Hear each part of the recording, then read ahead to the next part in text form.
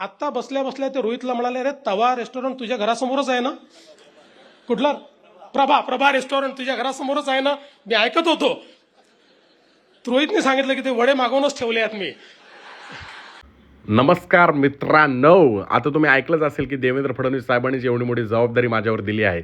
म्हणलं वडे खाऊन जर खुशगीज झाले तर आपल्याला एखादं राज्यमंत्रीपद फेकून गिकून मारलं तर आपल्याला एवढ्या पावसाळ्यामध्ये चिखलात तुडवायची गरज नाही.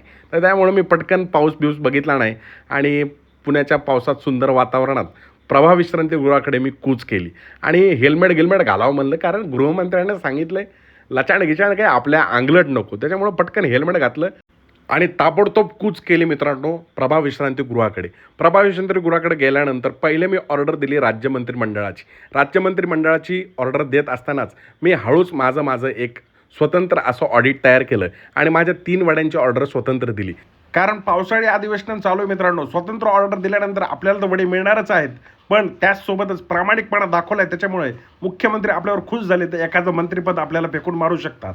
ह्याकडे आयडिया. जय हिंद, जय महाराष्ट्र.